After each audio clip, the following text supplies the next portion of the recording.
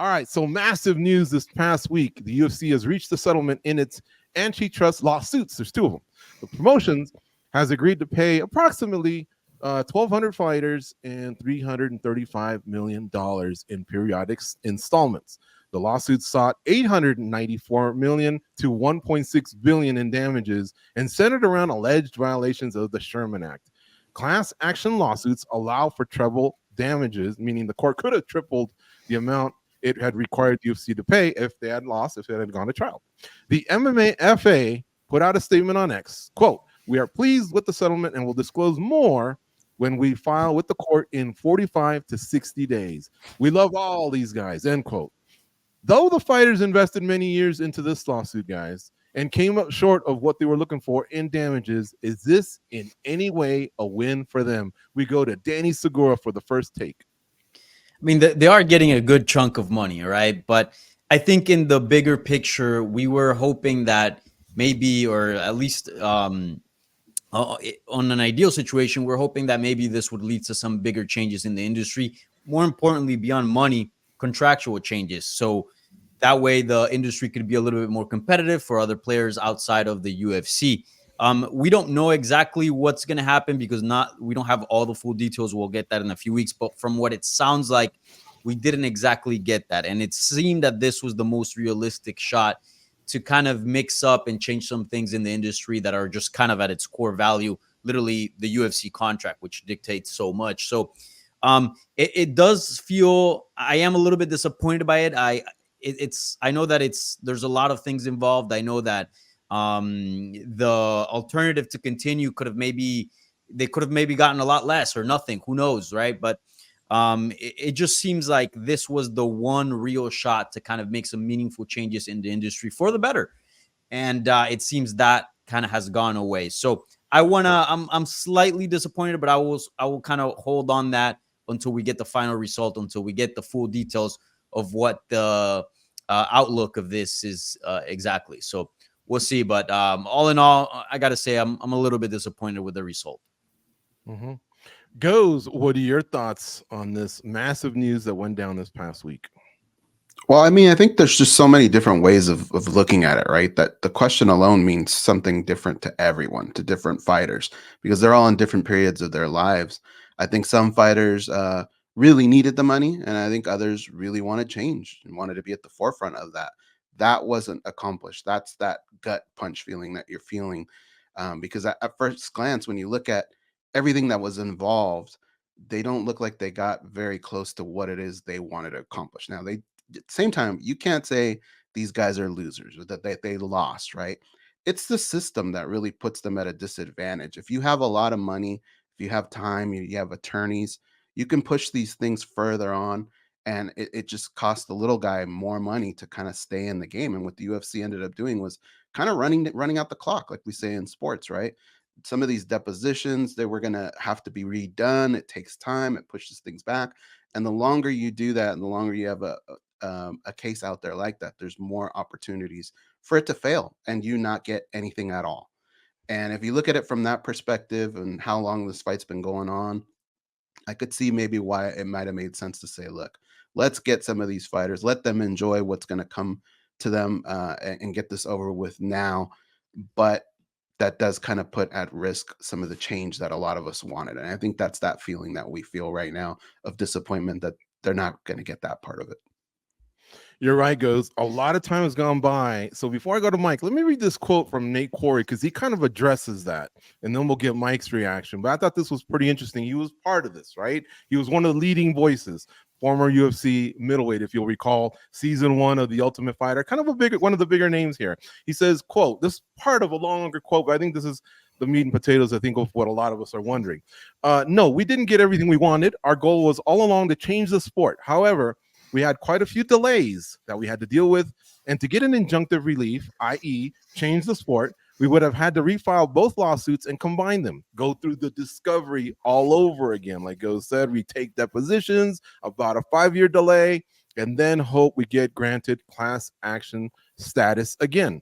We'd be looking at another 10 years just to be where we are today, with no guarantee of winning any punitive amount of injunctive change. He continues, as I said, weighing all the possible outcomes, this seemed the best outcome. We're not high-fiving each other, but we are pleased that a lot of fighters are going to be getting some compensation for being underpaid. We all wish we could have done more. So remember, guys, a lot, think about just us.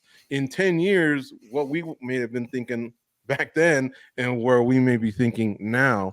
Not to say I'm going to bat for these guys, but I mean, it's so true. Mike Bond, let's hear your reaction to all this. Yeah, I think Nate Corey said it well there, kind of some of the points I was going to hit on and why this is so complicated and why you had to go there. I mean, one of the big things that we, of course, need to note is if this did go to trial, yeah, they could have got triple the money, but they also could have got zero, which would have been, of course, devastating. So you understand some of the tactics there and some of the decisions that were made to come to this settlement.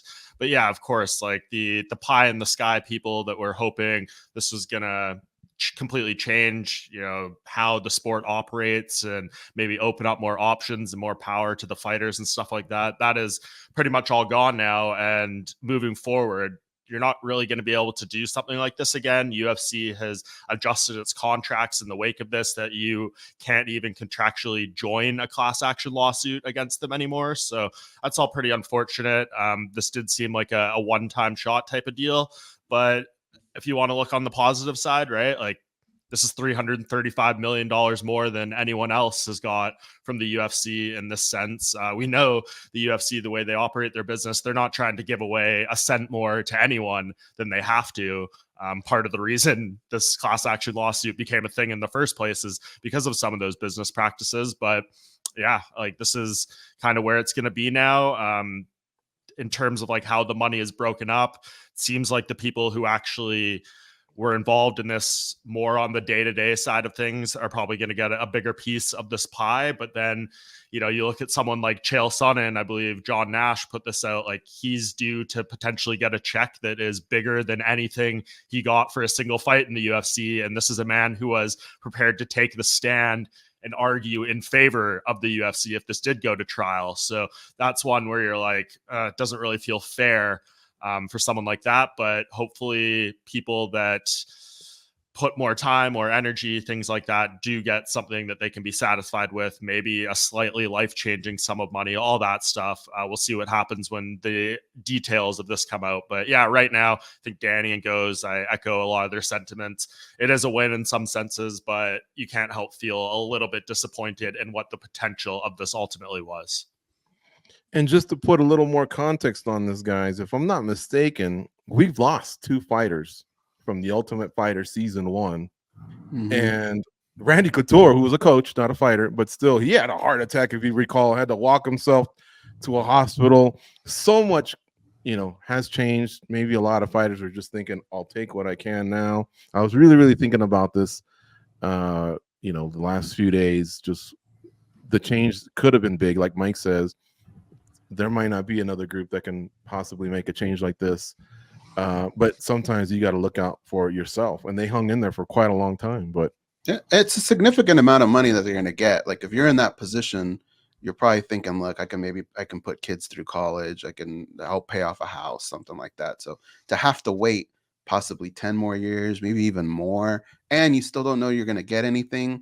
I understand where they're coming from, but we'll see in a month. Maybe there's even more details that help us feel like maybe they did score a little bit more of a win. But the initial feeling is, that punch in the gut a little bit.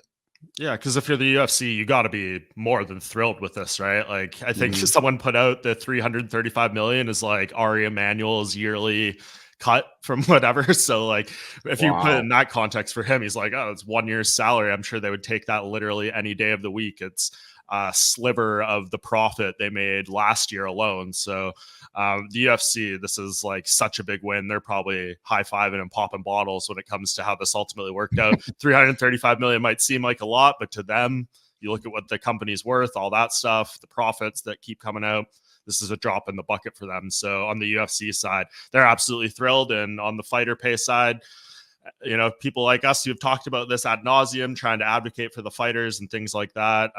These group of fighters try to advocate for themselves here. This is what it led to. But going forward, we're about to come into a new TV deal that's going to be worth billions, all that stuff.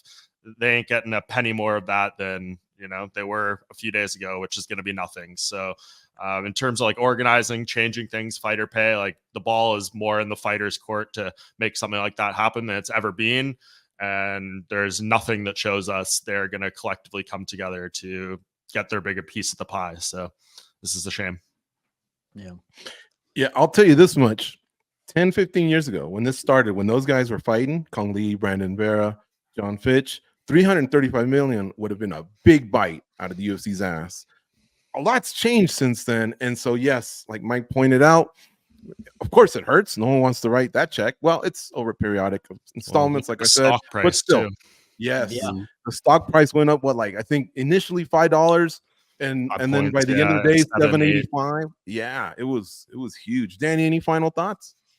Yeah, that's something that I wanted to point out, how the stock price went up. I think if you're like a long-term investor and if you're not really kind of looking out for the fighters, you look at this as such a good win. Like this is huge because, you know, the UFC had a pretty good grip of the industry, but this just kind of solidifies them even more. And as Mike mentioned, with some changes on the contract that, you know, it looks like it'll prohibit to organize and sue them for antitrust in the future. It just seems like the UFC just kind of has they just paved the way for, you know, years to come as far as, you know, being the leaders in the industry. So even though they were getting sued, I would say that ultimately this is a positive result for the UFC because, you know, they just, again, get a bigger grip of the industry. And it just seems like, at least in the near future, nothing out of left field is going to come and get in the way of that. So we'll see what the final details come out from this, but it just seems like we're going to enter a new era of just UFC dominance, or at least that's how it feels.